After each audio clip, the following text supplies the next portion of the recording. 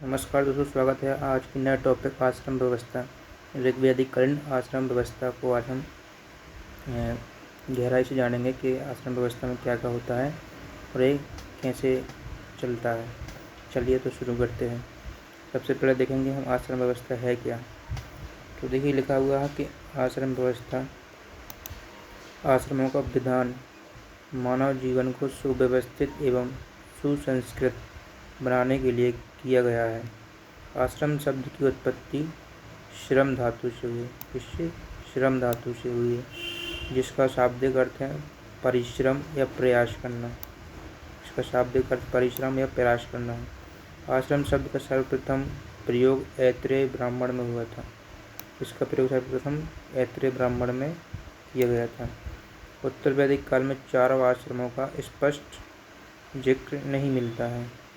जो उत्तर वैदिक काल था, जो ऋग्वैदिक के बाद उत्तर वैदिक काल, उसमें इसका स्पष्ट जिक्र नहीं मिलता है या वर्णन नहीं मिलता है। उसके बाद सर्वप्रथम जावलोपनिषद में चारों आश्रमों का विवरण मिलता है, क्योंकि जो जावलोपनिषद है उपनिषद, उसमें इसका स्पष्ट वर्णन मिलता है। ये चार आश्रम है: ब्रह्मचर्य, गृहस्थ, वानप्रस्थ, संन्यास। ये चार आश्रम दिए हैं। इसमें संन्यास आश्रम उत्तर वैदिक काल में विशेष महत्व नहीं पा सका था। स्पष्ट रूप से उत्तर वैदिक काल में ब्रह्मचर्य, गृहस्थ एवं वानप्रस्थ का ही उल्लेख किया गया था। इसमें गृहस्थ आश्रम को विशेष महत्व दिया गया है, यानी कि जो गृहस्थ आश्रम है उसका इन चारों आश्रमों में सबसे ज़्यादा महत्व है। चलिए तो देखते हैं।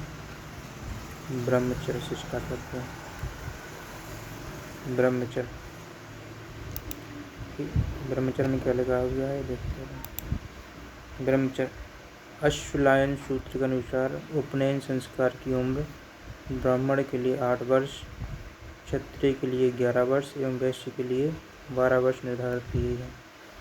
यानी कि जो ब्रह्मचर्य जो धारण किया जाता है या जो विद्या प्राप्ति के लिए जो उम्र निर्धारित की गई है, वो अश्वलायन सूत्र के अनुसार दी गई है। इसमें जैसे कि उम्र ब्राह्मण के लिए 8 वर्ष दी गई है, 8 वर्ष को विद्या विजेता ब्रह्मचर्य धारण कर सकता है। क्षत्रिय के लिए 11 वर्ष दी गई है और वैश्य के लिए 12 वर्ष दी है। उसके बाद होता है गृहस्थ आश्रम।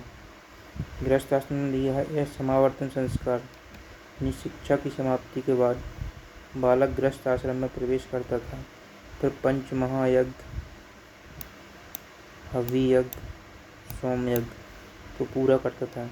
शूद्र केवल लिखा हुआ है, केवल गृहस्थ आश्रम को अपनाता था। यानी कि जो शूद्र था उसको केवल गृहस्थ आश्रम का ही उसको स्वीकार उक्ति थी, यानी उसको स्वीकार दिया गया था, स्वीकृति थी उसको।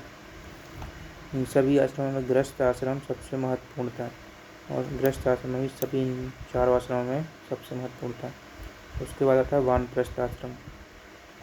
इस आश्रम में आर्य लिखा हुआ है, आर्य अपने बस्ती से दूर रहकर मनन और चिंतन करता था। यानी कि गृहस्थ के बाद जो वानप्रस्थ होता था उसमें आर्य लोग या जो भी व्यक्ति जो इनको फॉलो करता था, वो अपनी बस्ती से दूर रहकर एकांत में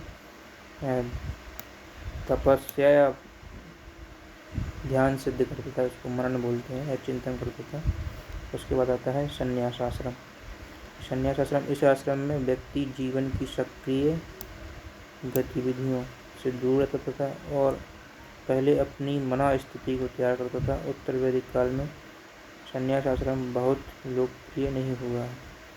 यानी कि ये संन्यास आश्रम है जब कोई व्यक्ति सन्यासी बन जाता था, उसको गृहस्थी से कोई मोह नहीं रहता था, उसको संन्यास आश्रम बोलते थे।